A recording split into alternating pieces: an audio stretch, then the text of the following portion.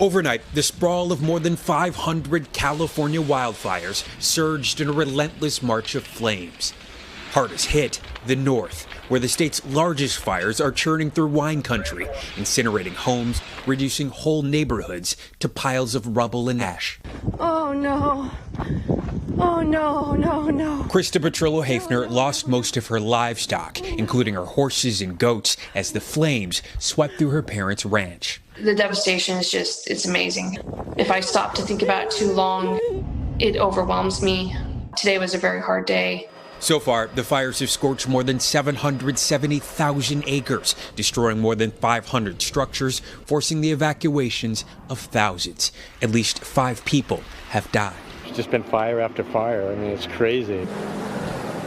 Meanwhile, firefighters battling back on the front lines are stretched to their breaking point.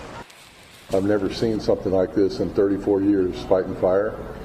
The governor saying nearly all of the state's firefighting resources have been exhausted, forcing officials to call in help from 10 states and 2 countries. We have over 12,000 firefighters now actively working to suppress these larger, complex fires. It's been a real roller coaster. Somehow, Sonoma Valley ranch owner Ed Newell says crews were able to save his entire property after the fire torched nearly everything in the area. Do you think it would be standing when you got back? No, we had seen some video on Wallace Creek, and we assumed we were coming back and seeing it lost.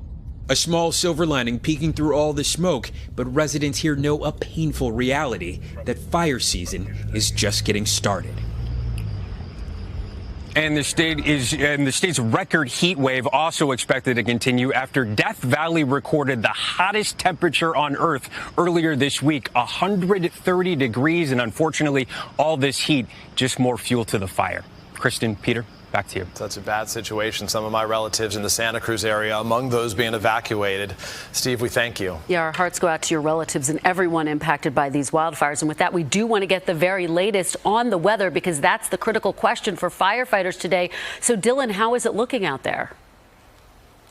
Well, Kristen, it looks like temperatures might drop off a couple of degrees, but it's the wind and the dry conditions that continue to spread these fires. And you can see that they are all across the West. So we have fire weather watches and red flag warnings in effect. Again, with humidity down to around 25%, the air is very dry. So if you get some thunderstorms, they don't have a lot of rain, and those lightning strikes can trigger more fires. It's also making for some very, very poor air quality, especially to the eastern side of these fires. So anyone with asthma also has to keep that in mind as these fires continue to create just really bad air quality out in that area, Kristen.